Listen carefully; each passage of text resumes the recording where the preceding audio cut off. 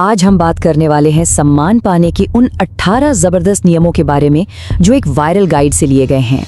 चलिए समझते हैं कि कैसे लोगों की नजरों में अपनी इज्जत बढ़ाई जा सकती है। चलिए शुरू करते हैं इस बड़े दावे के साथ।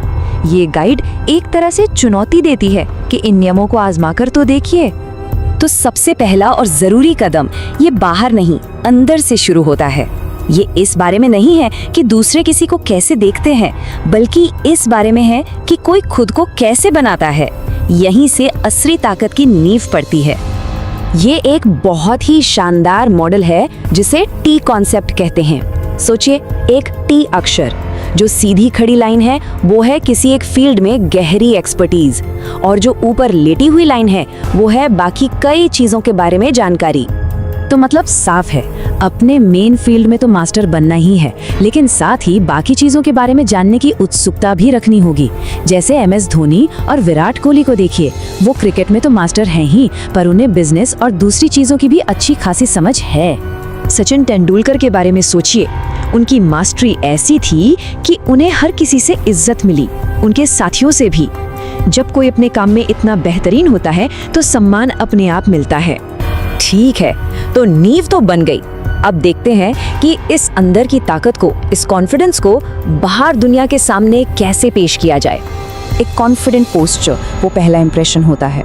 और ये गाइड एक और सुझाव देती है कि जेब से हाथ बाहर निकालकर थोड़ा तेजी से चलें। ये भी आत्मविश्वास दिखाता है।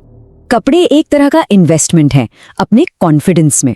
सवाल ये है कि क्या कपड़े किसी के आत्मविश्वास को दिखाते हैं? तो हमेशा टिकने वाली क्वालिटी चुननी चाहिए, ना कि बस गिनती। अच्छे कपड़े एक मजबूत इमेज बनाते हैं। ये एक बहुत ही दिलचस्प बात है कि बोलने की रफ्तार का सीधा असर शब्दों के वजन पर पड़ता है। जो इंसान आराम से और सोच समझ कर बोलता है, उसे ज्यादा गंभीरता से लिया जाता है। तो अब तक हमने नींव बनाने और उसे पेश करने के तरीकों पर बात की। अब चलिए देखते हैं कि लोगों से बातचीत करते वक्त इन सिद्धांतों को कैसे इस्तेमाल किया जाए। अगर कोई अपमान करे तो सबसे दमदार जवाब क्या हो सकता है?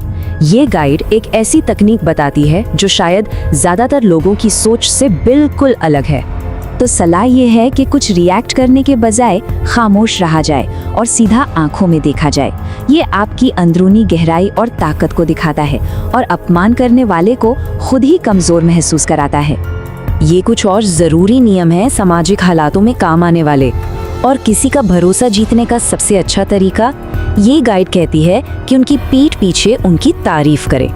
चलिए अब कुछ और एडवांस नियमों पर आते हैं। ये थोड़े अलग हैं और कभी-कभी सुनने में उल्टे भी लग सकते हैं।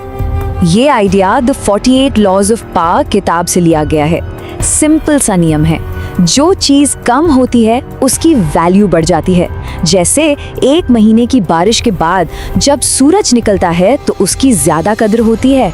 मतलब अपने बारे में सब कुछ एक ही बार में नहीं बता देना, थोड़ा रहस्य बनाए रखने से लोगों की दिलचस्पी बनी रहती है। अब यहाँ एक कंफ्यूजन हो सकता है, क्या खुद पर हंसना चाहिए या अपनी कमजोरियां छुपानी चाहिए? ये तो एक दूसरे से बिल्कुल उल्टा लगता है। तो सही स्ट्रैटेजी इस बात पर निर्भर करती है कि सामने कौन है।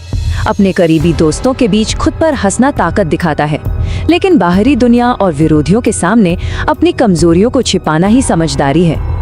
तो मतलब साफ है, इन एडवांस नियमों को इस्तेमाल करने के लिए सामाजिक समझ की जरूरत है।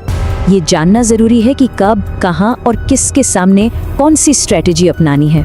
और अब हम पहुंचते हैं सबसे आखिरी और शायद सबसे जरूरी नियम पर।